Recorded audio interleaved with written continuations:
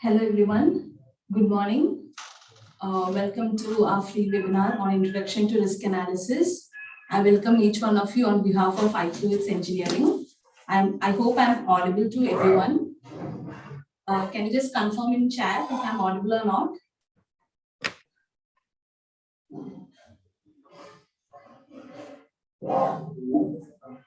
Hello everyone, good morning.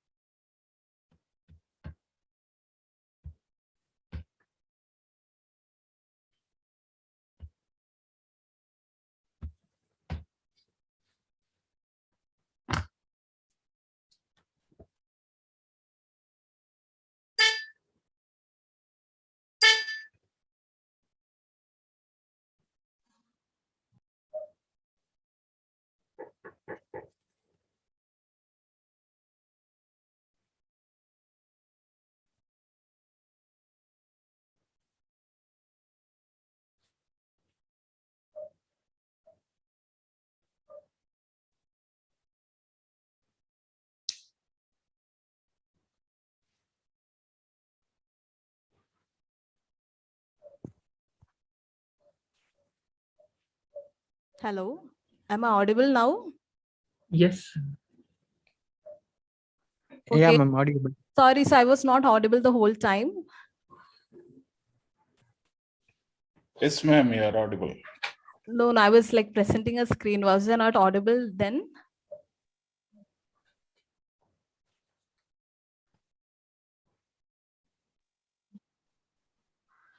Yeah.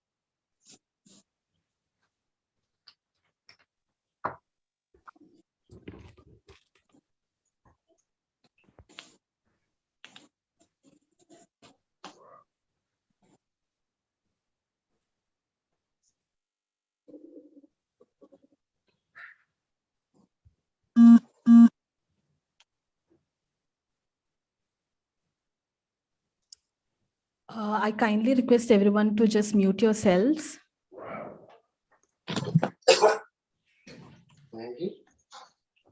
Kindly mute your mic.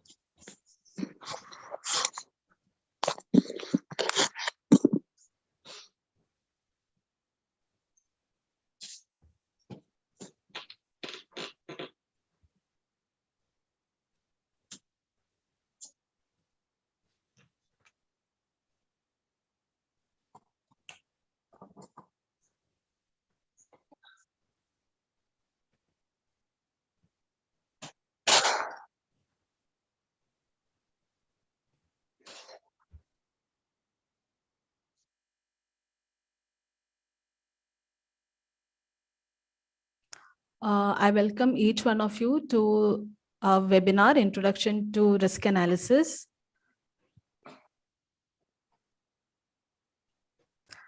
Before going to the session, we'll have a small brief on iFluids Engineering. iFluids Engineering is a fast-growing multidisciplinary engineering consultancy firm in India and GCC. We have completed 100 of successful projects in a in a short span of 8 years. We provide world-class services in the field of engineering design and consultancy, health, safety and environment management, and asset integrity and reliability. We are also an Abbott accredited engineering consultants. We have completed 100 of our group companies are iFluids Engineering India, Elix Engineering in Oman, iFluids Qatar, and iFluids Saudi Arabia. Let's meet the trainer. Our trainer for today is Ms. Pia Judith. She is working as a lead process safety engineer in iFluids Engineering, and she has 15 years of experience in process industries. Her area of expertise includes fire and gas mapping study, QRA study, HAZOP study, ERDMP. She has done n number of projects for major clients like IOCL, HPCL, BPCL, MRPL, Qatar Energy, Abu Dhabi National Oil Company, and Oman Oil Refineries and Petroleum Industry Company, to name a few. Before we go into the session, I have a set of instructions. The first and foremost, I request everyone to kindly mute yourselves, mute your mic and off your video. If you have any questions, please note it down. We'll be taking it at the end of the session. After the webinar, we have a Q&A session. Until then, please mute yourself and kindly avoid asking questions in middle of the session. At the end of the session, we'll be providing you a Google attendance form, and make sure you fill that form. Only then we'll be providing you with the certificates. So whatever information you're filling in the Google Sheet, please fill it with utmost care, because all those information will be going to your certificate. And also this webinar is getting live streamed in YouTube. So any of your friends wants to join, unable to join in Zoom, can join in our YouTube. Once again, I welcome each one of you. Now, I request Ms. Pia Judith to take over the session. Please fill it with utmost care, because all this information is going to your certificate. And also this webinar is getting live streamed in YouTube. So if your friends want to join, unable to join in Zoom, join in our YouTube. Once again, I welcome each one of you. Now, I request Ms. Pia. Yeah, good morning all. I think somebody is not yet muted his or her mic. Can you please mute the mic, because otherwise we are getting the echo, sir, so that I may get interpreted whether you maybe are distracting or something like that. Okay. So once again, I am welcoming you all for the iFluids training session. So in this presentation, I'm going to brief you about a small introduction about what is risk management, or otherwise risk assessment, and the two important risk assessment techniques. One is the qualitative risk assessment technique, and the other one is quantitative risk assessment techniques. Associated with the qualitative and quantitative risk assessment techniques, the main concepts, otherwise the content what we are going to discuss today is what is qualitative and what is quantitative risk assessment technique, and what is the methodology or approach we follow to carry out the study, and major applications, like where we utilize this particular qualitative as well as quantitative risk assessment technique. So I'll straight away go into the presentation. So first we will discuss about what is risk assessment and some of the terminologies associated with the risk assessment, such as what is hazard and what is consequence and what is frequency. So with respect to consequence and frequency, we will discuss in detail about the quantitative risk assessment technique. And with respect to the concepts of qualitative risk assessment technique, we use the same terminology, which is like related to severity into likelihood, or otherwise we can say impact and frequency. So let's start about what is risk assessment and what is the like a key objective of risk assessment. So a risk assessment is the process of identifying hazard or otherwise any harm which is exist associated with any kind of workplace, and how to reduce the harm. So what are all the steps you will be like taking to reduce the harm? So if this entire procedure is present in a particular study, then that particular study or otherwise the process of carrying out that particular study is entirely called as risk assessment. So in order to identify the hazard or risk, or otherwise what it may be any kind of structured form. So that is what is called as risk assessment. There are two main techniques of risk assessment. One is qualitative risk assessment and another one is quantitative risk assessment. Before going to see in detail about what is qualitative risk assessment and what is quantitative risk assessment, so we will see what like qualitative versus quantitative. So qualitative risk assessment. So in general, you would have heard about QRA study. So every time QRA study is like misinterpreted with the qualitative risk assessment or otherwise a semi-qualitative risk assessment. So like that. But QRA means it defines only what is quantitative risk assessment. QRA stands only for quantitative risk assessment. So like a qualitative risk assessment is more on a subjective based. It's like a HAZOP study. So it won't present the risk in terms of numerical value. That is the main difference between qualitative and quantitative. Whereas quantitative will present the risk in terms of numerical value. So this is the difference between qualitative and quantitative risk assessment. So it's purely qualitative is purely based on a subjective or otherwise whatever the people perception who is carrying out the study, whereas quantitative risk assessment is like is not like a perception oriented. It is 99% like numerically properly. We have a defined criteria and we have a defined procedures and everything, and we have defined software tools also to carry out this study in order to numerically present the risk. So let's see in detail about what is qualitative risk assessment. So qualitative, as I earlier described, qualitative risk analysis or risk assessment is the process of rating or scoring a risk based on the person's perceptions. So whoever is carrying out the risk, they may like characterize the whatever the hazard or otherwise the consequence. Consequence is otherwise termed as severity and frequency is otherwise termed as likelihood. So what is the likelihoods of the severity or consequences? So we are just rating. So first we will identify what are all the risk, then what are all the hazards associated with that particular risk. So then we will characterize what are all the hazards, whether it is a low hazard, otherwise severe, in the order of 1 to 5 scale, as well as we will how often that particular hazard may happen. So we will characterize that particular likelihood also. So based on qualitative approach. So on an overall, we will present the risk in terms of qualitative approach, whether it is acceptable or not, or otherwise everything in a qualitative way, which means that's in a in a descriptive way, not in a numerical way. That is what is qualitative risk assessment is. So we will just see about what is the methodology for carrying out this qualitative risk assessment. So one is like whatever may be the process plant or otherwise non-process plant or whatever may be the industry. First, we should have a thorough understanding of for which project or otherwise for which type of facility we are going to carry out this particular qualitative risk assessment technology or otherwise this techniques. Then for why we are carrying out this risk assessment or otherwise a risk analysis technique. That objective should be very clear.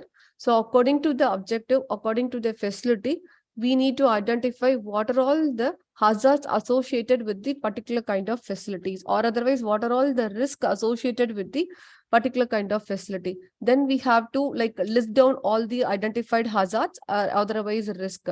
Then after identifying the hazard or risk, then we need to assess what are all the impact or otherwise severity associated with that particular hazard. Then we have to assess all the with respect to each and every hazard or risk. Then we have to analyze what are all the how often that particular hazard may happen. Maybe once in 10 years or otherwise every 6 months or otherwise every often, even a particular day. So like this, we have to analyze. So after analyzing all those things, we need to numerically or otherwise we need to semi-quantitatively or otherwise we need to qualitatively characterize that particular hazard as well as characterize the particular frequency, otherwise likelihood, then we need to find out what is the risk qualitatively, whether it falls in the acceptable level or unacceptable level or otherwise it falls in the mid level. So in order to characterize the hazard, in order to characterize the likelihood or otherwise in order to characterize the risk, we need a matrix, we need a assessment criteria. So for going for the criteria, in order to characterize the overall risk, we need to use a risk assessment matrix. That is what is called as qualitative risk assessment matrix. So what we will do, so qualitative approach means the three main steps. One is like identifying the hazard or risk. Then we will be analyzing the factors of that hazard and we are going to characterize that hazard. The characterization of the hazard matrix is given over here. Otherwise, severity matrix is given over here. Like if any injury happens, or what is the impact? So if any injury happens, so how you will rate that injury, whether it is a minor injury or otherwise whether it is a major injury or otherwise whether that injury may lead to fatality. According to the severity of the injury, we are categorizing the hazards or otherwise we are categorizing the impact. So severity, that is like negligible, slight, moderate, high, very high. In this way, we have to characterize the severity. So next step is analyzing the frequency of that particular hazard. So once we are analyzing the frequency of the particular hazard or otherwise how often it will happen. So again, we need to characterize that particular frequency. So how we are going to characterize the frequency, that is given in this particular matrix. We can characterize the frequency from A to F category. One is like A, very likely, very unlikely, possible, and in such a way. So we can characterize this frequency.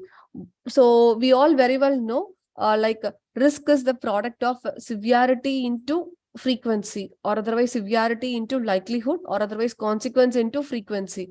So once we get this two matrix, okay, done. So then we will multiply this and we will get a hazard severity as well as likelihood. Based on this, we will get a value. For example, if your severity falls in the range of negligible and if your frequency falls in the range of very unlikely, then your risk will be characterized as low risk.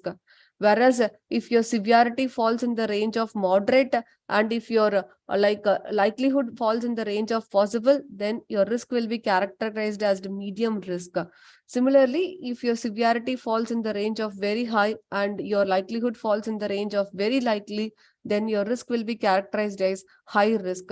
So based on this three category, we can make decision about the particular project, whether the risk is in the acceptable level, whether it is in the high hazard category or otherwise, low risk category or otherwise medium risk category. So this is the outcome of this particular qualitative risk analysis technique. On an overall, it's a more descriptive way. It's a subjective way. It's all about the people who are getting participated in the a qualitative risk assessment. Study. So it is a similar kind of a HAZOP study. HAZOP study means we will go in a different way, but whereas this qualitative risk assessment study can be used everywhere, irrespective of HAZOP study. It has its own objective, whereas qualitative risk assessment study has its own objective. HAZOP and though we can correlate between HAZOP and qualitative risk assessment study, both the studies are different studies. Don't get confused in the way what I am saying. In order to in the way of presenting the risk or hazard, both are traveling in the same phase. Now we move on directly to what is quantitative risk assessment study.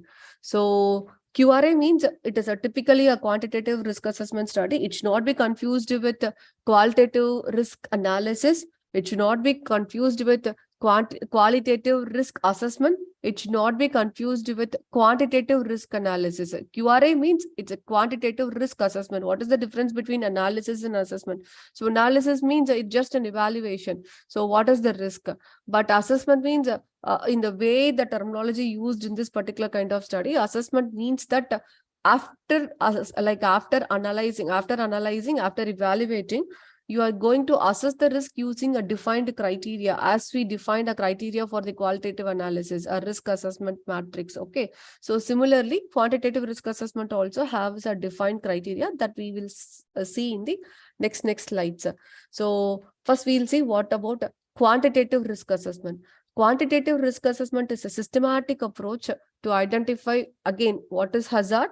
So then to quantify or otherwise to characterize hazards in with respect to the numerical values, and to evaluate the risk and to incorporate that whatever may be the risk, according to the risk, whatever may be the risk falls in the particular level. We are going to assess the risk, whatever the evaluated risk, we will be assessing that particular measured risk with respect to the assessment criteria. Then we will just characterize the risk, whether the risk is falls in acceptable level or alarm level or otherwise unacceptable level. So based on the risk assessment, whatever the results which is presented, then we will check whether we need to incorporate mitigation measures or not. So that overall process is called as like a quantitative risk assessment. So quantitative risk assessment is it's a tool to systematically approach a hazard as well as a risk, as well as the safeguards which is required or not. So it's a typical tool which is applied in all the process as well as non-process industries in order to quantify the risk, in order to numerically present the risk for the people, for the environment, as well as for the asset. So now we will see in detail about the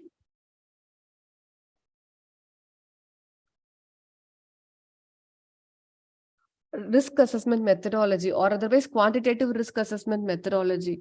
So as like qualitative study, here also we need to define the scope and objective for which facility we are going to assess this particular quantitative risk assessment technology. According to the defined scope, we need to identify the hazards. Identifying the hazards means in the qualitative risk assessment technology, all the hazards will be like applicable. Whereas in a quantitative risk assessment technology means identifying the hazards with respect to process industry is concerned, the hazard associated with the fire, the hazard associated with the explosion, the hazard associated with the toxic releases are only subjected to quantitative risk assessment study. All the other hazards, we will be, for assessing all the other hazards, we will be using a different tool like HAZOP, qualitative tool, or otherwise ETA, FTA, and so many other tools are there. So all the other tools will be used. So in order to identify this particular hazard, a systematic approach is there. So if a P&ID is given, I'm discussing like about in respect to the process industry is concerned. If a P&ID of a particular plant is there, then what we will do, we will be like assessing what are all the loss of containment scenarios will be happening with respect to the P&ID. Okay. Then what are all the hazards which may subjected to the loss of containment scenarios, which may produce an impact kind of like what is fire, what is explosion, and what is a kind of toxic releases. So such a kind of hazards are identified. So again, for identifying this particular hazard itself, there are systematic procedures are available. In general, the hazard identification technique used in this quantitative risk assessment is called as isolatable section identification. So isolatable section means to identify the hold up volume. If a release scenario happens, so whatever the releases, you need to isolate the releases. You need to block the release. If immediately if there is a leak in the pipeline, what you will do? You have to block the pipeline, right? In order to avoid the loss of containment, in order to avoid the release of material to the environment. So you are going to isolate that particular pipeline. So that is what is called as isolatable section. So this is the key main technique used for the identification of hazard associated with the quantitative risk assessment technique. Then once after identifying the hazard, then we have to numerically evaluate the consequences. So as I told you before, quantitative risk assessment means with respect to the process industry is concerned means we are just concentrating about the fire hazards, explosion hazards, and toxic hazards. So in order to define or otherwise in order to identify what are all the types of fire hazards and what are all the like impact out of the particular fire, all these things we will be identifying or otherwise evaluating in this consequence or otherwise effect analysis, effect modeling we will see. So once after identifying the consequences, then we will be like passing on to the how often that particular consequence may happen. So for which we will be purely depends upon the like databases which is available universally. So how often, if for example, if a pipeline failure happens, how often a particular pipeline will fails. So we will be analyzing the frequency. So we will be evaluating the frequency with respect to a numerical value with respect to the particular hazard. So for which we are purely depends upon the standards or otherwise the databases. Once after identifying the consequence in terms of numerical way and like estimating or otherwise evaluating or estimating the frequency in terms of numerical way, then we will calculate the risk. So risk means risk with respect to asset, risk with respect to environment, risk with respect to people. This is the presentation of the QR, risk in terms of QRA is concerned, where QRA means we will be generally presenting risk with respect to people, not with respect to environment and not with respect to like asset. Whereas consequence will give little bit about environment, but though which means that it purely depends upon it, because there is one more technique called Farrar. So there we will discuss in detail about risk with respect to asset and other things. So this is what, after estimating the risk, then what we will do, we will evaluate the risk. How we will evaluate as like a criteria for the evaluation of exam, like mark criteria, we will evaluate the risk. So how we will evaluate the risk? Criteria are defined. There are n number of criteria are available, depends upon company to company, country to country. So we will define a criteria for a particular project. Then according to the criteria, we will evaluate the risk, whether it falls in acceptable, unacceptable, and alarp. I will describe what is alarp at the later stage of the slides. Then after evaluating, then whether we will check whether we need a mitigation measures, otherwise safeguards or not. If safeguard is required, we will recommend a suitable safeguards. If safeguards are not required, then we will ask them to carry out the project in the same way what they are following. So this is what the methodology is concerned. So next we will move about what is consequence. So we will see each and every consequence with respect to the process industry is concerned, with respect to the consequence analysis is concerned. So what are all the three main consequences we generally cover in quantitative risk assessment study is fire, explosion, toxic. So fire is like, there are different types of fire. So we have pool fire, we have jet fire, we have flash fire. So we will assess all the types of fire with respect to this particular process consequences. And we will assess all the overpressure explosions. It may be a vapor cloud explosion, it may be a BLEVE, boiling liquid expanding vapor explosion. It is applicable for LPG kind of scenarios. Then we will assessing the toxic releases. If you have a toxic components like H2S or otherwise if you have a toxic component like ammonia, chlorine and all those things, what if the exposure happens to a particular environment? So all these things we will assess. So once we assess all those things, so how we will be numerically present the consequence? So means we need to assess the damage for a particular material and people who is nearby to the particular consequence release area, right?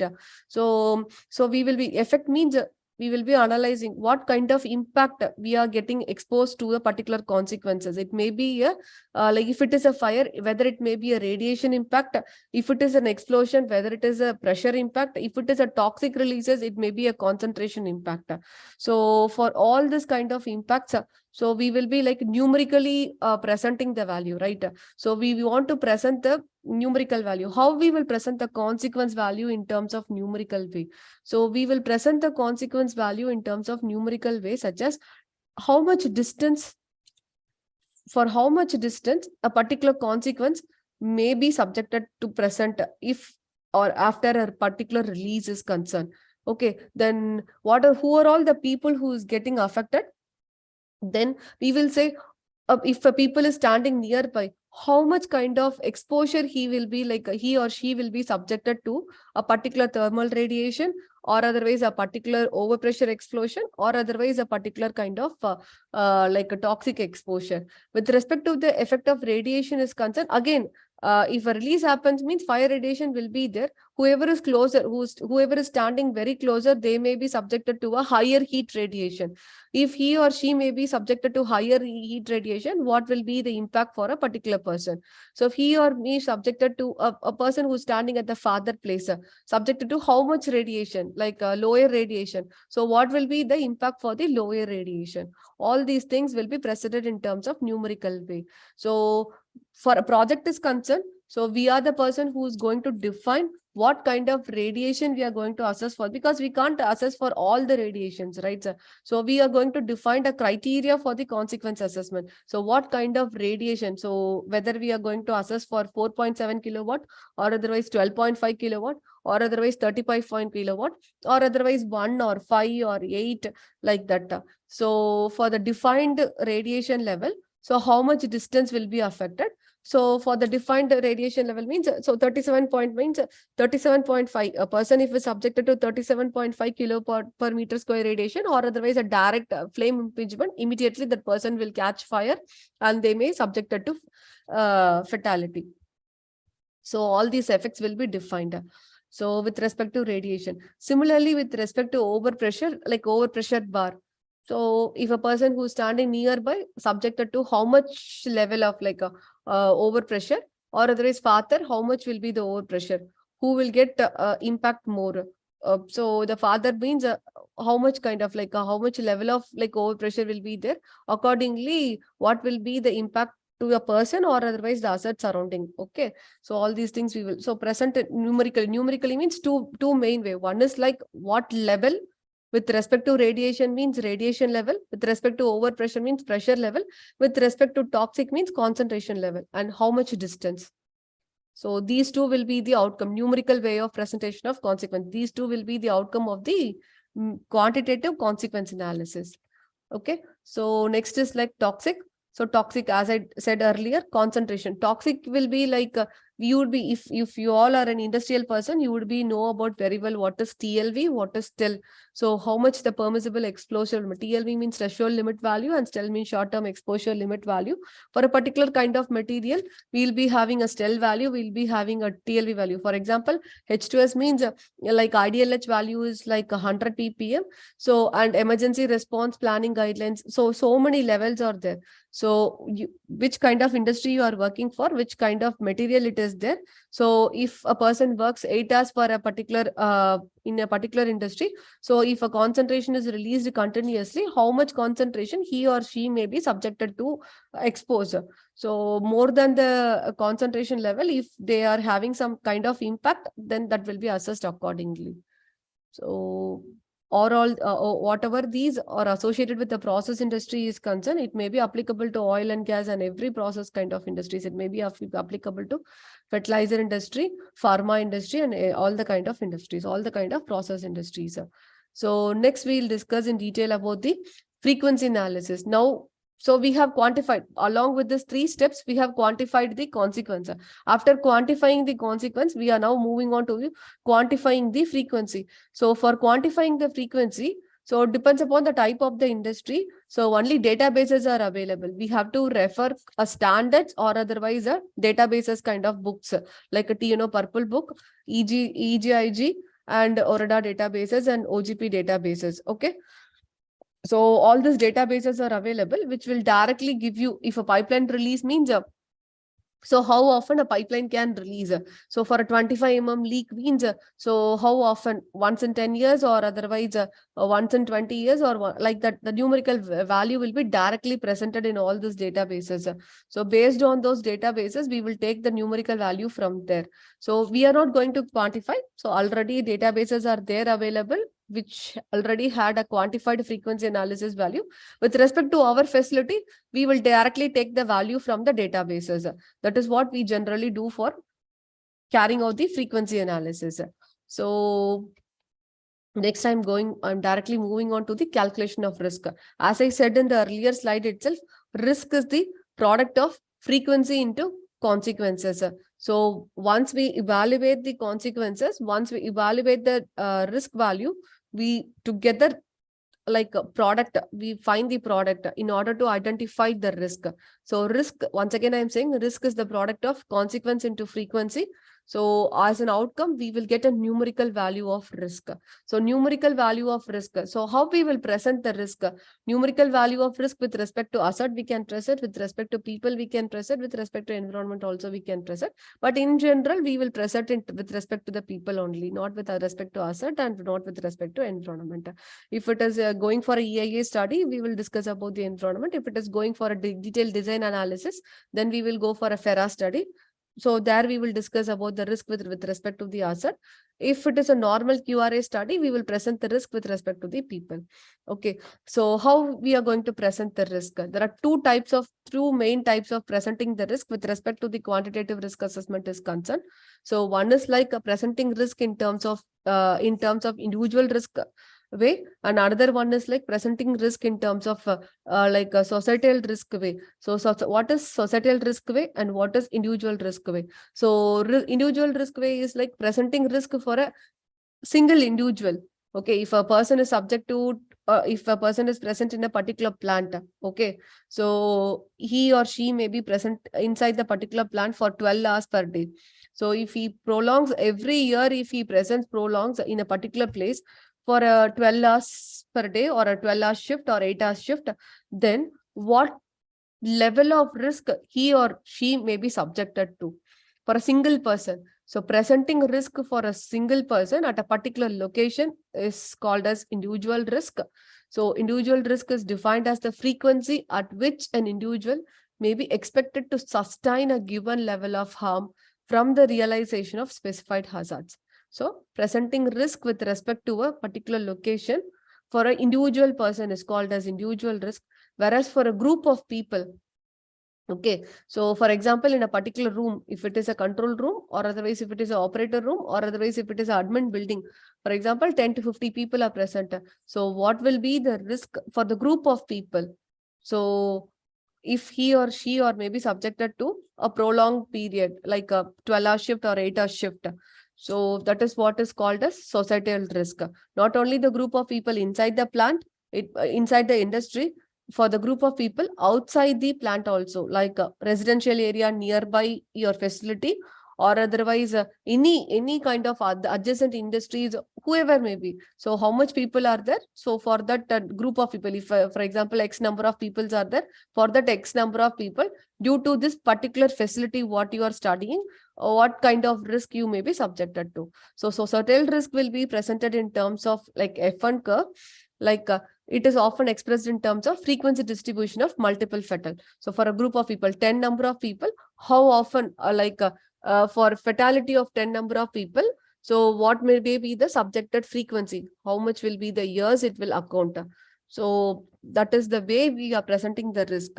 Okay, so these are all the two main ways we will present risk for the people associated with the quantitative risk assessment technique.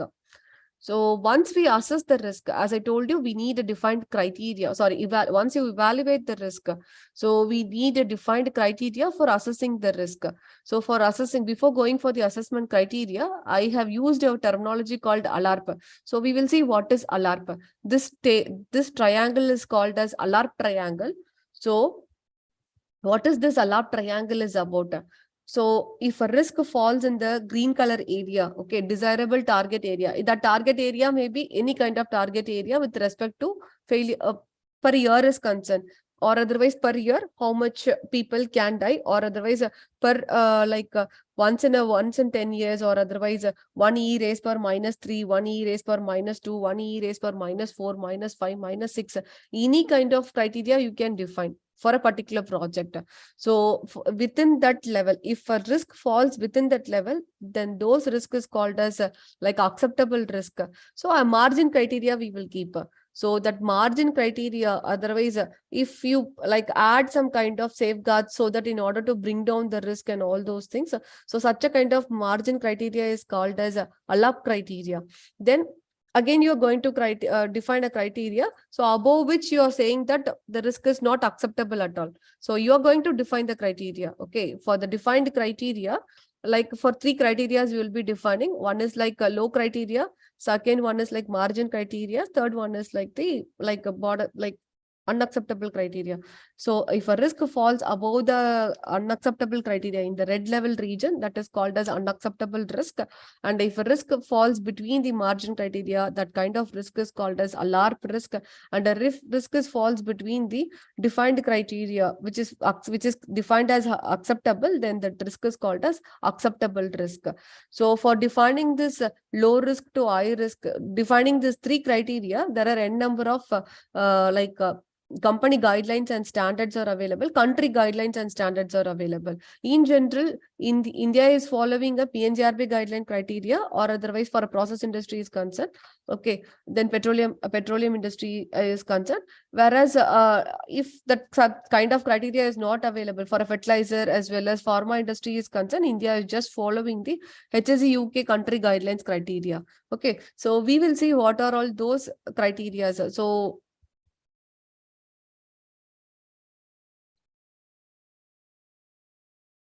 So for individual risk is concerned, because we are presenting risk in two types ways, right? So for individual risk is concerned, the same alarp triangle, alarp. So I haven't elaborated what is alarp. So now I am going to elaborate what is alarp. Alarp is like as low as reasonably practicable. So by saying the numerical value, it will be like very helpful to define the alarp triangle. So HSUK has defined a criteria for individual risk. If a person who is present inside the facility or otherwise present outside the facility, whoever may be the person, if it is a single person, so that he or she may be subjected to a risk of 1 into 10 power minus 6 per year. Okay, if the risk value, whatever the risk value are calculating, if it falls within this particular level, okay, then your risk is categorized as acceptable risk. Okay, if your risk is not falling within this level, if it is slightly above this level, then a margin level is also defined.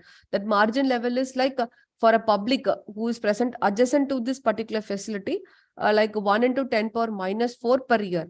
Then for the workers inside the facility, 1 into 10 power minus 3 per year. Okay, if a risk falls between these two levels, 10 raised per minus 4 to minus 6, or otherwise minus 3 to minus 6, then the risk is called as alarp risk. So otherwise it is called as like a margin risk, which means that you have to bring down the risk by incorporating some kind of suitable safeguards. So if your risk falls above this E raised per minus 3 for public as well as, workers, and E raised per minus 4 for public, then the risk is categorized as intolerable risk. Okay, so we need to either stop the project or otherwise we need to incorporate a suitable design change in the project in order to continue the project. So this is what is called as individual risk acceptance criteria. So defining, as we did characterization, low, medium and high risk. So here also we are characterizing in terms of acceptable, tolerable, if alarp, and intolerable. Alarp means as low as reasonably practicable, which means that as low as reasonably practicable means, so if you are incorporating a suitable safeguards, okay, to a particular project, so cost effective safeguards in order to minimize the like a risk, then you can continue the project. So that is what is like alarp. This is the presentation of individual risk. This is the criteria applicable only for the individual risk. If you want to apply the same HSE UK criteria for the like societal risk, PNGRB guideline is also saying the same level. So for the process industry is also the same level is used. So though the criteria is named as like PNGRB guidelines criteria, the level of the risk, what is defined in the HSE UK as well as PNGRB guideline, is both one and the same with respect to the individual risk is concerned as well as the societal risk is concerned. So with respect to the HSE UK guidelines is concerned, societal risk is concerned, so we will categorize the risk. So risk is categorized in 3 ways. One is like broadly acceptable, tolerable, if alarp, and intolerable. As like for the numerical, way of categorizing risk with respect to individual criteria, the same way. But the presentation is different. For how many number of people, how much number of years, that's it. So if it is like 10 fatality, so if the risk is falling in E raised within the level of E raised per minus 4, then your risk is categorized as acceptable risk.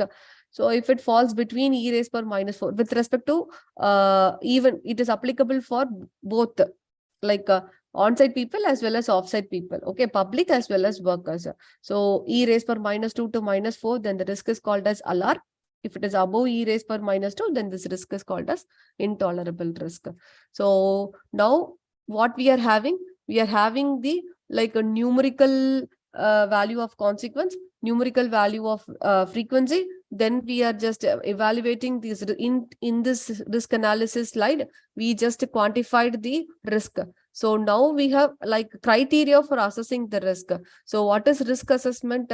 So once the risk is quantified, so when we are assessing using these two criteria, okay, individual risk criteria and societal risk criteria, and we are presenting the risk, whether it is an acceptable level or unacceptable level or tolerable level. Okay. So actually, after finding or measuring the risk, we are just estimating the risk, whether it is acceptable or tolerable or alarmable. This entire process is called as risk assessment. So in quantitative risk assessment, we are just estimating the risk, whether it is acceptable or otherwise tolerable or otherwise like intolerable or otherwise in a large condition. So for each and every condition, we are going to describe some kind of recommendations.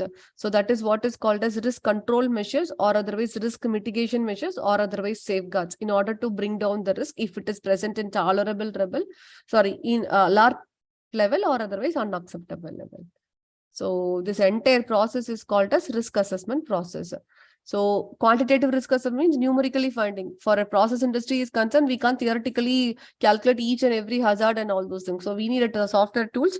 So the key major software tools renownedly or famously used in this particular industry is one is like commercial tools. These are DNV FAST and SAFETI software tool, where FAST is typically allotted for consequence modeling and SAFETI is typically allotted for risk analysis. And there is a shell tool also, shell company tool also, that is FRED consequence modeling, which is applicable for carrying out the consequence modeling, and Shepherd tool, which is it is applicable for carrying out the risk analysis. So these are all some of the software tools. Now we will see about the applications of qualitative risk assessment and quantitative risk assessment. As I described in this qualitative versus quantitative slide itself, here also like the same way, very, very clearly designed. Qualitative means subjectively presenting the risk, like characterizing the risk qualitatively, whether it is a low risk, high risk, or medium risk. So based on that, qualitative way, it can be, this particular technique can be applicable for all the process as well as non-process industries. Okay, so it may be applicable for a finance kind of industry, consultancy kind of industry, KPO, BPO, any kind of industries. This qualitative technique is used. In general, this particular qualitative risk assessment will be used before commencing of the project, or otherwise at the conceptual stage of the project. Whether we need to, if a businessman is there, he wants to start a business. Okay, so first he has to assess the risk, whether I should start this business or not, right? So qualitatively he will, okay, if I start this business, what are all the hazards will be there, or otherwise what are all the risk will be there. So qualitatively, on his perception or otherwise a chief expert's perception, he will qualitatively assess the risk. So for all the kind of industries, for before starting to take the decision of the project, whether to start the project or not. So this kind of technique will be used.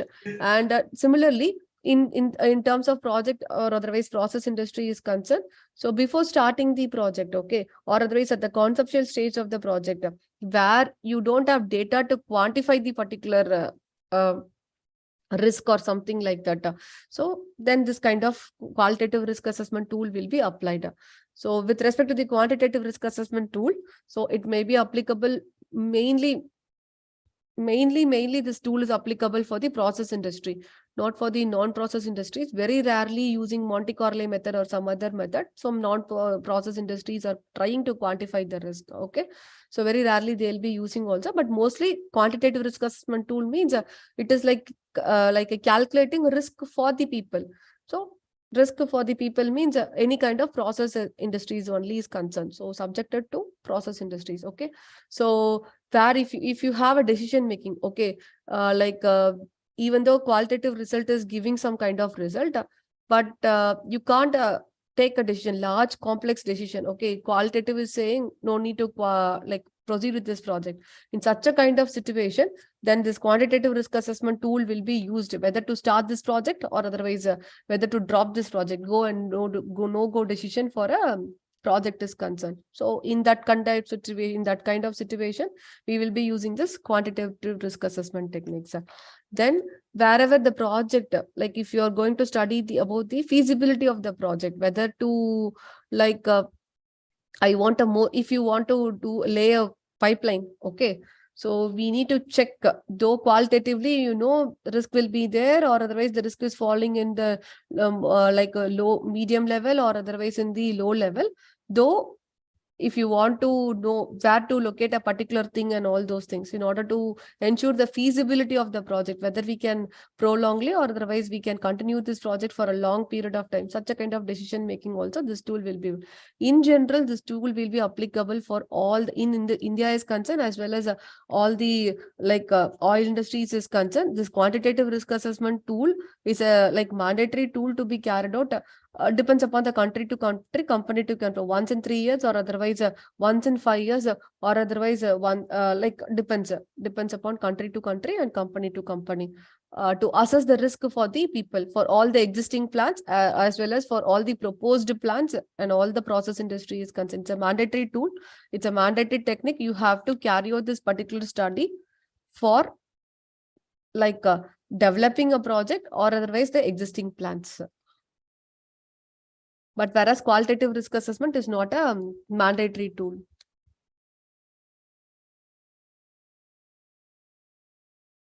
So some of the useful references, these references are given with respect to the quantitative risk assessment study. So you would have heard about, if you are from process industries, you would have heard about this chemical process safety guidelines for chemical process, which will give you a detailed procedure for carrying out the quantitative risk analysis with respect to the chemical process industry is concerned. So similarly, you would have heard about colored books, yellow book, purple book, green book.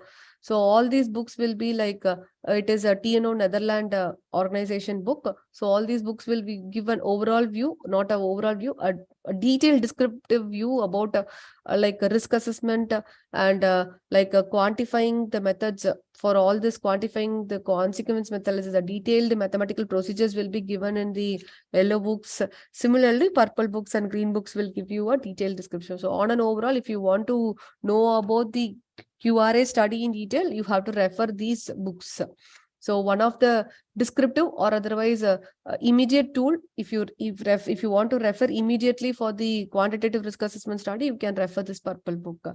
Next is HSE UK, that is given for the criteria is concerned.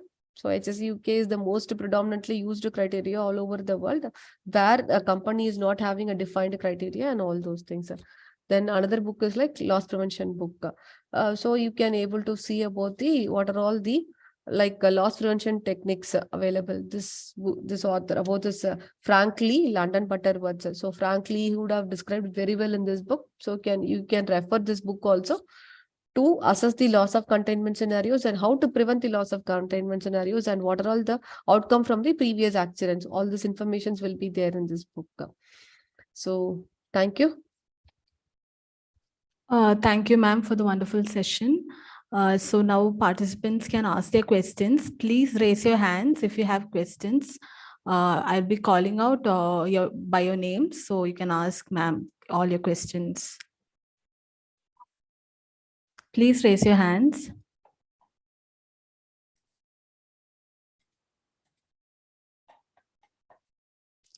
Okay. Okay, Gaurav Singh, please ask your question. Yeah, hello. Ma'am, my question is, as the Yes. ma'am saw in the PPT, that risk matrix. Yes. So red, yellow, and green, and below Yes. that there was a different criteria, release criteria, then fatality criteria. What is the reference from where you taken this? BS 160 standard is there. So as I told you, for defining the criteria, okay, so we will be purely depends upon the company standards or otherwise the guidelines which is directly available in the like market. Okay, we will say. So this BS 160 risk matrix criteria. So if you refer, you just note down BS 160. This is the criteria which is taken from BS 160 guidelines or standards. Okay. Is there any Okay. Indian standard or reference, ma'am? IS 15656 is also will be giving you a kind of matrix, not a detailed thing. Okay. So, but Okay. in general, in general, we will be like referring for this kind of standards only. Okay. BIS, na? Bureau of So, Indian Standard. no, IS 15656. That is the Indian standard. Okay. Okay, ma'am. Okay, thank you. Okay. Hello, So, ma'am. Good morning, ma'am. yes. Good morning. Ma'am, I want to learn the software like PHAST and Yes, faster. iFluids give this. Yes, sir. I just want to learn that software actually, ma'am. Nupama will Again, take a note down of it. If we are arranging any such a kind of session, we will intimate you. Okay.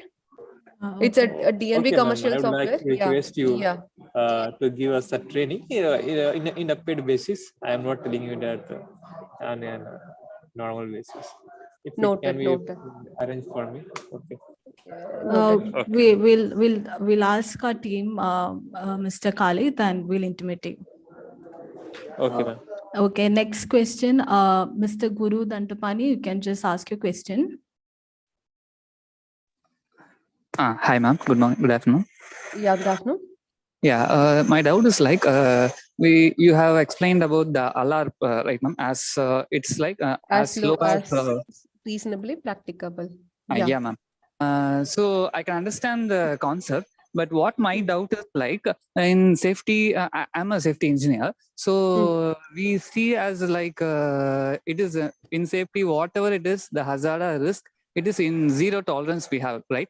So Yes. all these things like in alarm, we are encouraging our tolerance level because it could lead like it can Understood. hide, or it could less the mitigation level, or it could take time, or so how we are justifying, or how we can justify, or should we justify it, or else this could be a backlog for our policy. It won't be a backlog. See, whatever may be the work you're doing, even if it is leave about the process industry, leave about your concept of safety engineer. Okay. So you just be a practical layman. Okay. So whatever the work, even if you walk on the road, if you suddenly fall on the road, what you will do? Obviously a risk will be there, a hazard is there, right? So whether impact will be there. So similarly, if a kind of process industry is concerned, okay, so if it is an example, we will say oil industry or otherwise pharma kind of industry where we are exposed to toxic material. If there is a no pharma industry, then there won't be any production of tablets, right? So we need some kind of production. So but we know very well, if a person exposed to a particular kind of toxic material for a prolonged period, okay, then that particular person lungs can get affected. So what we will do, we are just defining, okay, is this kind of industry means this kind of hazard is there. So a person to work in this kind of industry so has to follow so and so kind of safeguards. That is what we are going to define, correct? So we will say, so we are like saying, so if a fire is there, okay, you need to carry out a fire protection, though we know fire will come. Okay, if oil is leaked to a particular kind of asset from a particular kind of plant, okay, so obviously we know that if it is a self-ignitable oil, then immediately a fire will, if self-ignitable vapor, then immediately a fire will come. If a fire comes, in order to mitigate the fire, you should follow, these are all the safety protocols, this detection philosophy, isolation philosophy, and all those things. So if you follow that philosophy, okay, a person may not be subjected to fatality, correct? So we are saying that he or she may get a radiation level, okay, but they may not die. You got my point? No? So no one should die. That is the ultimate principle. In order to ensure that no fatality, we are just incorporating some safeguards, and we are just as you said, right? We are justifying some kind of risk. We know there is a risk, but we are justifying, and we are saying that no, I am wearing a PPE, and I am following this kind of safety protocol, so that even though I am subjected to kind of particular exposure, I may not die. Okay. That's Yeah, it. yeah, yeah. Yeah, but what I'm again having doubt. We have a desirable level, right? That green one, right? So Yes, is that correct. not enough, or should we For more give? not for practically speaking, for all the industry, okay. So for all the industry, this like reducing the risk to the acceptable level is not practically possible. It's not. Okay, okay, Okay. okay. So that is what the real truth. Okay. So for some kind of industry only, we can present the risk in the like a lab level or otherwise acceptable level. Okay. Yeah, I can understand, but why this doubt came is like I can see in my perception only, no. So as a Mm. safety, I'll go for audit or I'll do a risk assessment in my perception. Like as a safety officer, I'll do.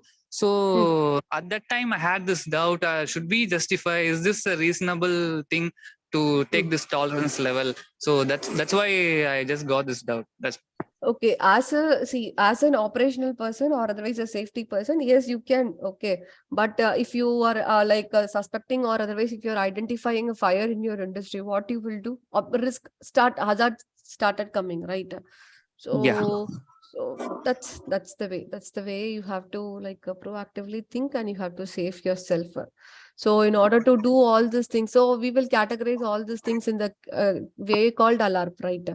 So we need to. So alert means either you have to follow a proper system, or otherwise, if you can able to minimize the risk at the design level, but just by introducing some kind of isolation philosophy or some kind of typical isolation, sill rating walls and all. So yes. Okay. Okay, ma'am. Okay, ma'am. So this alarm is a standard process, right? Yes, it's a standard process. Actually, we won't say it's a process. We are just categorizing the risk.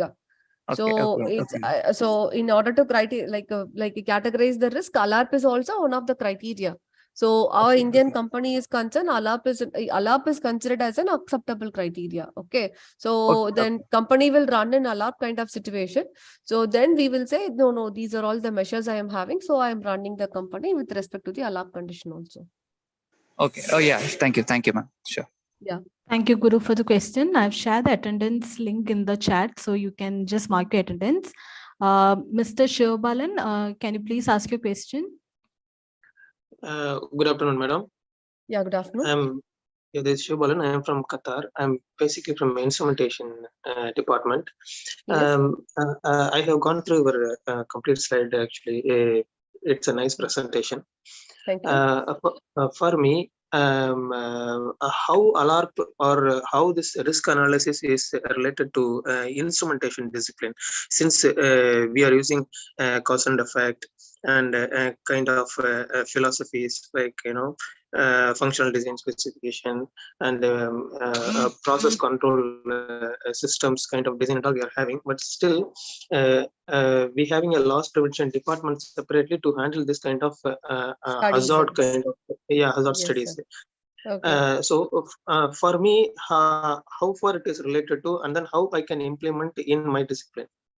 See, actually, you are a typical discipline, which is like instrumentation discipline. Okay, there is a typical study which is called as like a SIL study. Okay, safety integrity level study. Okay, which is directly applicable for your instrument kind of risk analysis. Okay, this is one. This is one thing. Direct study is there. It's another study. I think iFluids will also give a webinar on that particular study. Also, I think if you be in touch with Anupama, she will intimate you. Okay, that is one thing.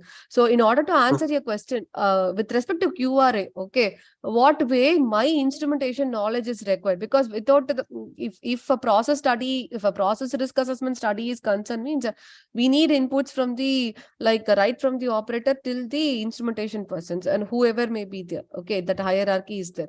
So what kind of input we require from you to carry out this quantitative risk assessment study? So it is so as I told you, we are just calculating the risk.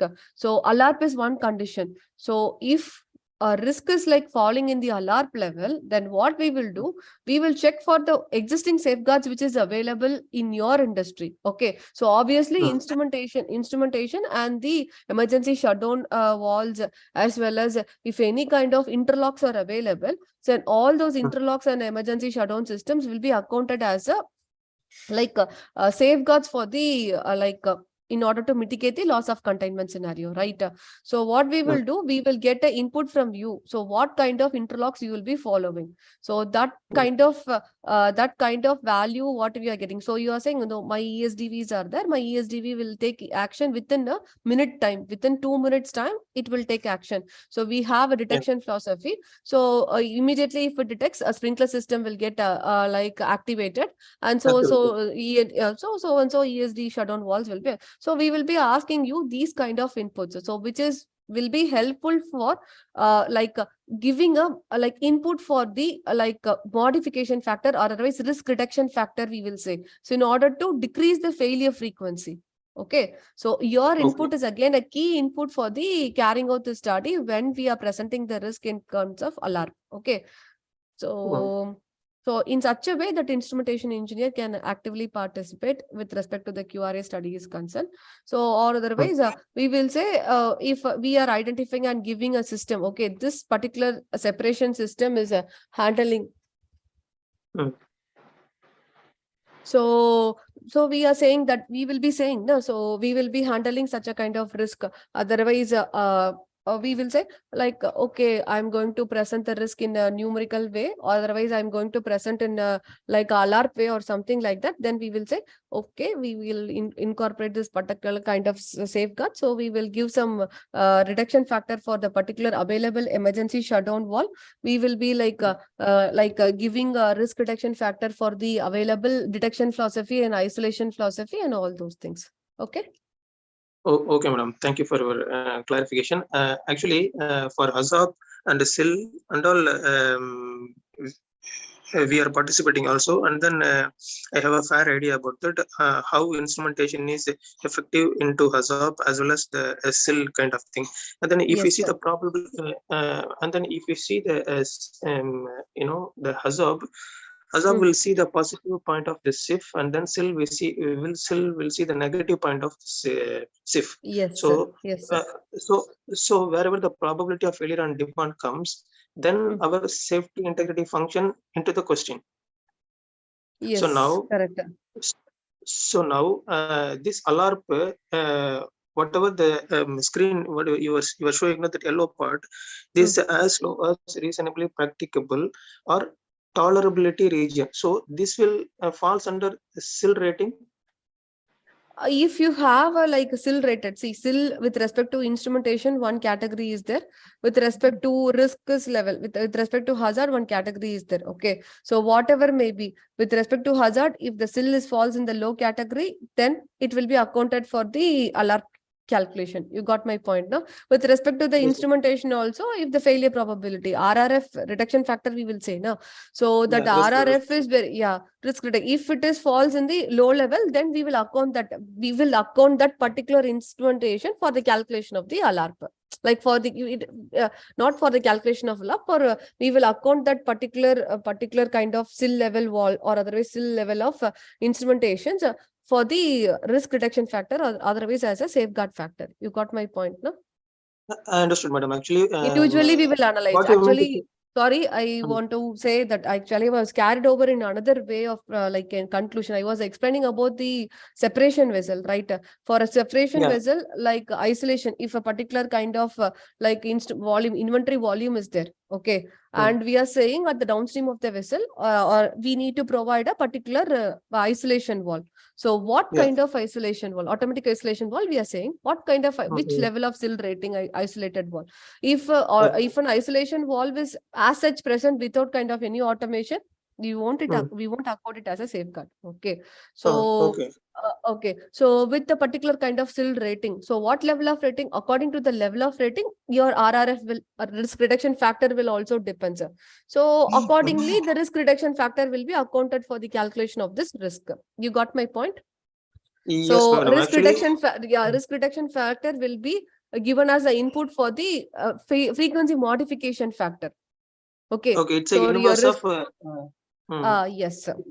So it means by it is the inverse of probability of failure on demand. You meant to say, right?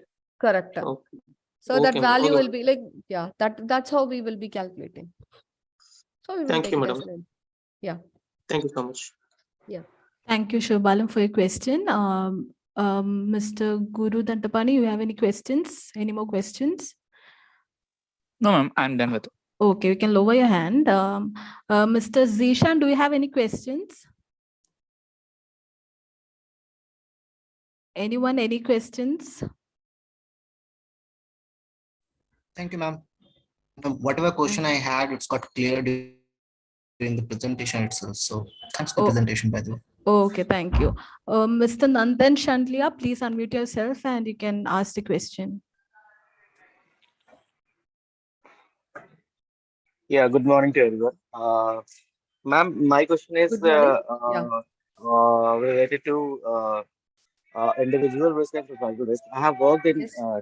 QRA field like 2 years, Okay. but after that I started working in process safety in a plant. So as Okay. far as I remember my previous job role, that Mm. time I was a bit confused about, and till date I'm a bit confused about individual risk and societal risk concept. Yes. So, as you explained, that it is individual risk is for a person's, I mean, a hypothetical person standing at a particular point for a particular Okay. time, Yes, right? correct. And Yes, sir. for societal risk, it is like a group of person that may be Mm. in a building or at some place or any Yes, sir. house of society as well, right? Yes, sir. So, there is one risk ranking point that I have not worked Okay. on. Probably it Yes, sir. is in the full version of FAST and not in Okay. Safety Light as far as I Okay. remember. So what is Okay. exactly that? And we need not to enter any value in individual risk. Like it Yes, might be sir. calculated only for one person. Yes, And sir. most of the time, if you're not giving right values, you'll Hmm. get very similar value for societal risk and individual risk as well. Both. So it is a bit Uh, confusing. Can you please give some light on that? I won't accept that it will give you a similar value. It may be, you say, maybe you are saying that, okay, both are falling in the like acceptable level. You are taking, maybe you are saying that it is a similar value, right? So I will explain what is risk ranking first of all. So as you said very well, okay, so for a group of people in a particular room, and a person who's standing, hypothetically, a person is standing at a particular location. So risk means we are just saying consequence also, risk also. Risk for a person who's standing nearby may have a different impact. So different level of risk. Standing at a different location, a very farther place, may have a different kind of risk. And so these things, right? So risk means automatically one more terminology what will come into mind is called location. Okay, so your Right. fast won't have that risk ranking, whereas your safety light or otherwise safety only will be having the risk ranking, because fast, even though some kind of effect modeling can be done, we can't calculate the failure frequency with respect to fast. Okay, when safety is concerned, so we can give you a particular value. Okay, we will we may be like with respect to the asset also, like a fire risk also we can take, and with respect to the people also we can take. So this location risk ranking, what you are saying is concerned, is purely for the individual and societal risk, as you said, but which defines the location. You got my point now. At this particular location, if any individual is standing, what is the risk? If any group of people is there, so what is the risk for the particular group of people? Got my point now? Getting your point, ma'am. That means if you're not having that ranking facility in your software, that is not available in Safety Light, as far as I remember.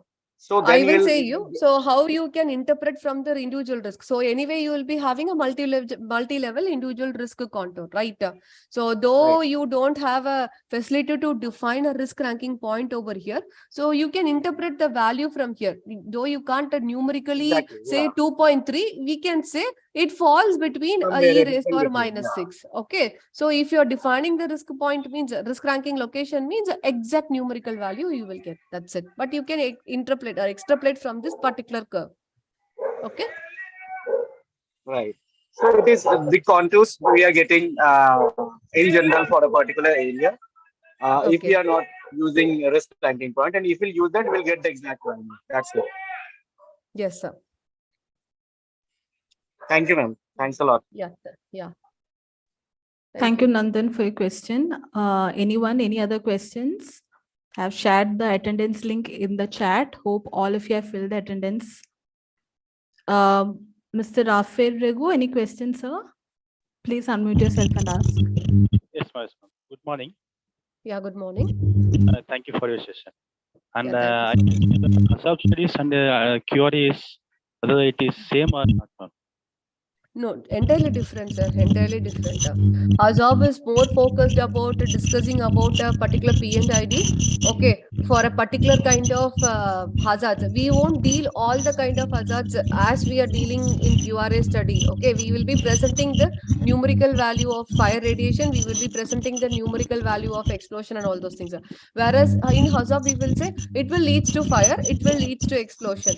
Okay, the type of hazards and the type of consequence which we will describing in this hazard study is entirely different, and the type of hazards and the type of presentation of a consequence and risk with respect to QRA study is entirely different. Both has its own objective and both has its own values for particular kind of each and every. Yeah.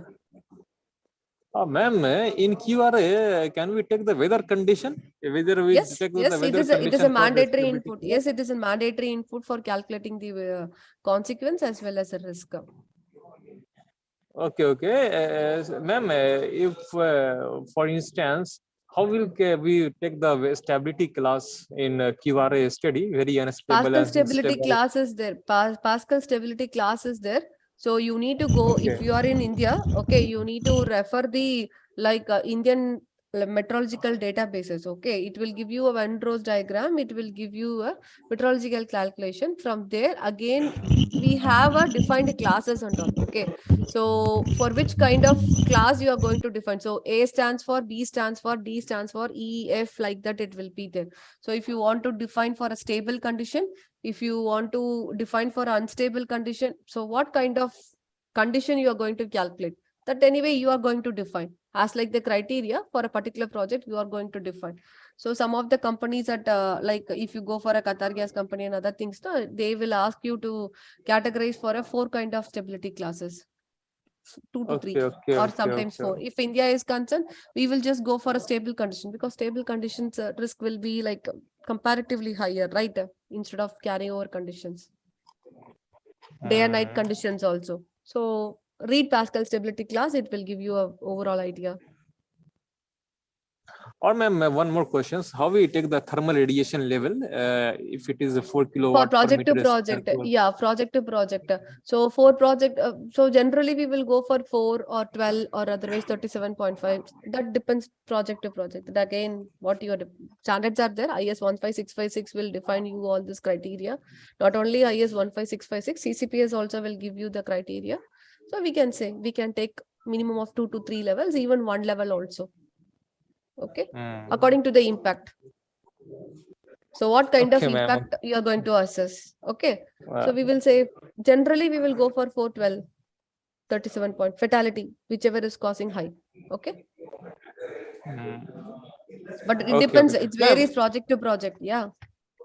Ma'am, for QR and FERA study, we can only go for the software. It cannot be taken by without any software. Yes, the yes, QRA study. Yes. TNO purple books. Not only TNO purple books, TNO books will give you a mathematical approach to calculate the quantitative risk assessment value. Okay. Where we can say whether it is LRP or it is a stable or everything. You can theoretically calculate it, but it will take such a lots of time, such a lots of values. But you can theoretically still you can calculate. So based on the theoretical and empirical formula only, software is designed in order to quickly produce the result. So software Thank you, also ma'am. needs modeling, right? Yeah. Yes. Okay. Yeah. Yeah, ma'am. One more question. Yes.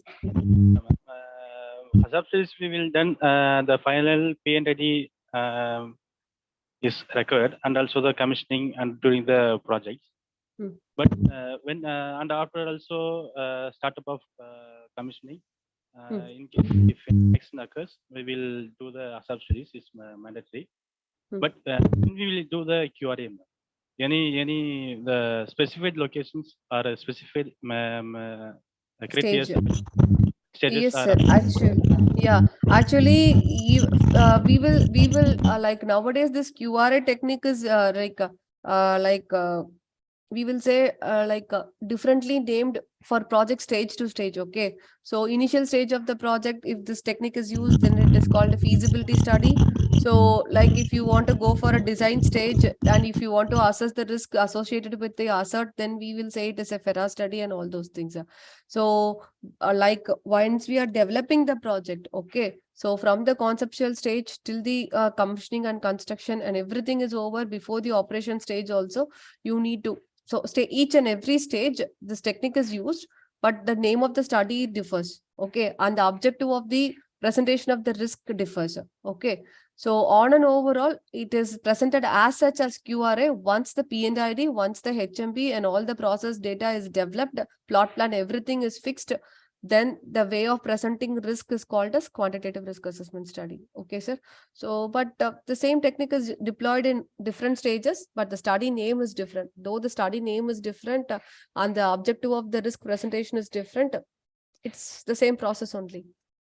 Okay, so if you have all the data, if you can able to present the risk in terms of individual and societal risk in a numerical way, then whatever may be the stage. After the development of P&ID, after the development of HMB plot plan and other data. It is a complete QRA study. It is called as complete QRA study. Thank you. Thank you. And which it is a mandatory study, as well as it has to be like a continued. You not only like once the study is done means it is not like that. So every once in 3 years or 5 years, depends upon company and country, you have to follow this study according to the changes and modifications what you have incorporated in your facility. Yeah, thank you. Yeah. Quantitative risk analysis most used for in process industry, I think. Yes.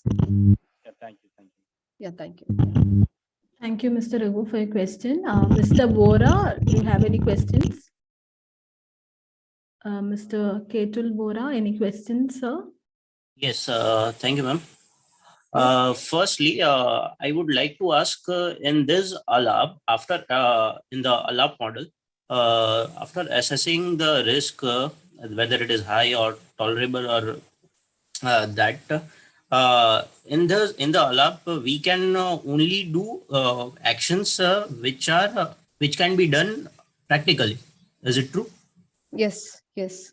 So we can't say at the time of like assessing the risk, we can't say that no, you change your entire design, you change your entire process calculation like that. We can't give some suggestions, right? So whichever the way you can give the safeguard for a particular project at that particular project stage. For example, we can say, okay, if a fire happens means fire mitigation measures you can give, detection philosophy or isolation philosophy you can give. Whereas you can't say that no, you instead of sending a crude oil, you send a like a lower material like that. You can't say. You got my point, no? Yes.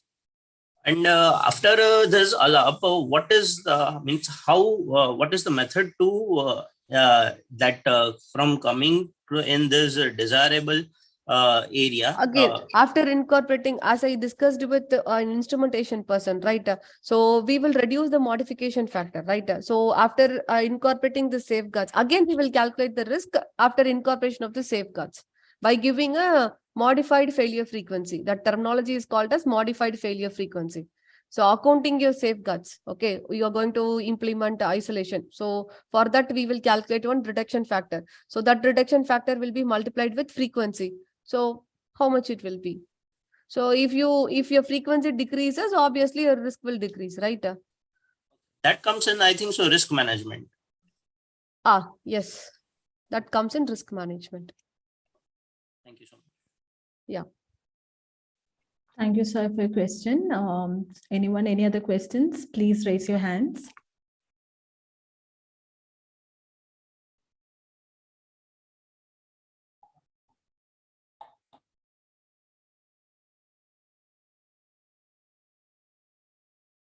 Hello, ma'am. One more question, ma'am. Yes. Ma'am, how we take the isolatable sections? Isolatable sections को कैसे decide करते हैं? Blocking walls. Simply, P&ID means blocking walls. Whatever the walls which can block your loss of containment, release of loss of containment, that is ICITable section. Your voice is too low, ma'am. Blocking walls, blocking walls. Section in between two defined blocking walls is called as ICITable section. Downstream and upstream isolation walls or otherwise blocking walls.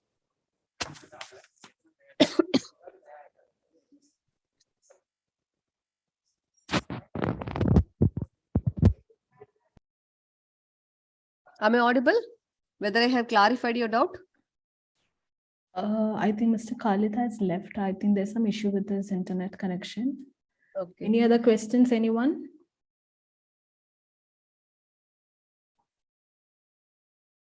I hope everyone have filled the attendance form. We are closing the attendance form. So please fill if you haven't. Mr. Ketul Vora, any other questions, sir? Yes, can you share this PPT? Sure, we will share the certificates and the PPT, but we need some time. So hope you'll understand. We'll be sharing the certificates link and the PPT. Okay, thank you, ma'am. Thank you, sir. Any other questions, anyone? Shall we end the session? Mr. Shivabalan Selvarajan, sir, any questions, sir? Yes, madam. I'm again interrupting. Actually, ma'am, my question is, actually, in normal projects, nowadays and all, it was Sir, you're not audible. If possible, can you type in the chat? Still requirements, and all, Sir, am I audible? Sir, you're not audible. Can you please type in chat so that we will answer you?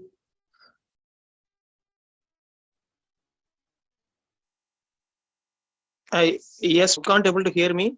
Yes, now it's very clear. Proceed, please. Now it's very clear. Okay, madam.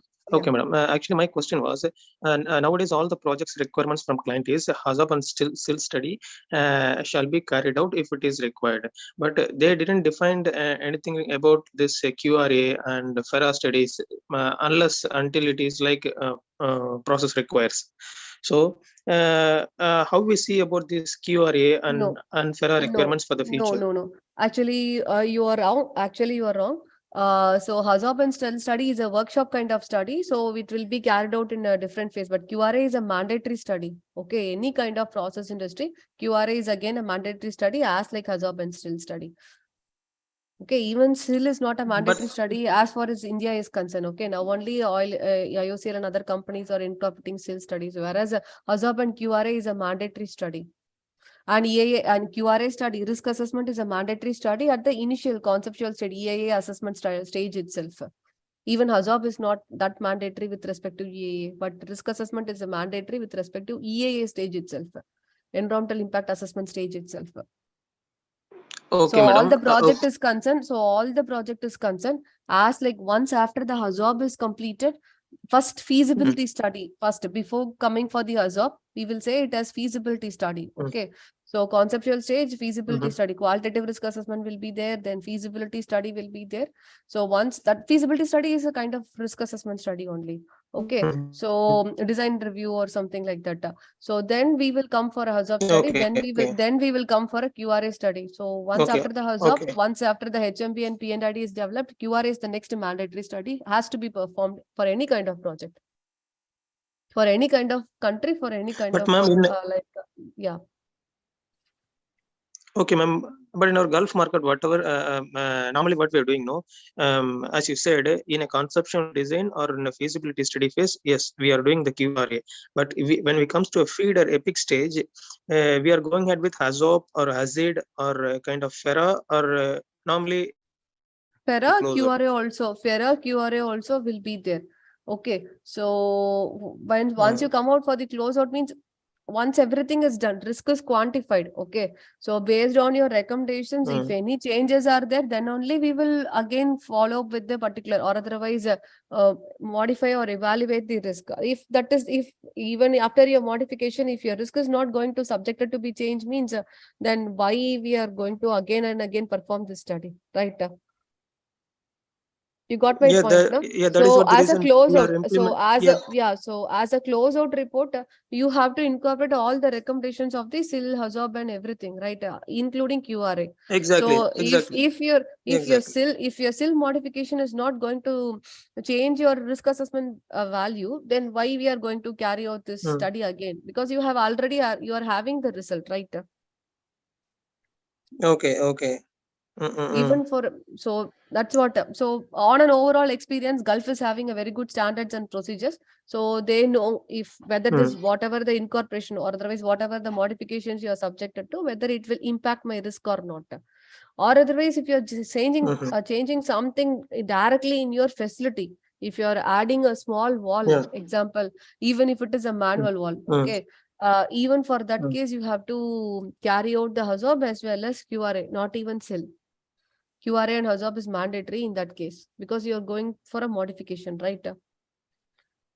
So you have to update your risk. So you have to update your risk. You have to find out the cumulative risk.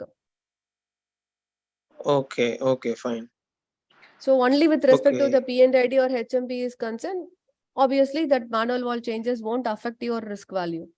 So you won't, no need to carry out the risk. Okay. So you mean the modification of plant itself, it requires QRA mandatorily, we have to go through it. Yes. Okay, not because of a small a piece of final element control we are changing in a P&ID line itself.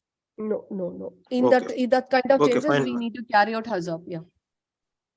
Yeah, that is a difference actually. I want to clarify for this is well clarified. Yeah. Thank you. Thank you, madam. Thank you.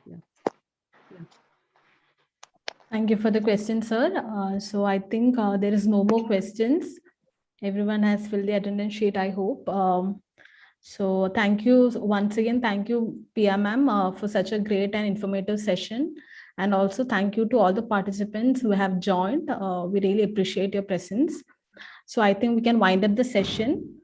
Thank you, everyone. Thank you for the time. Thank you. Yeah, thank you all the participants as well as iFluids team for arranging such a wonderful session. Thank you all.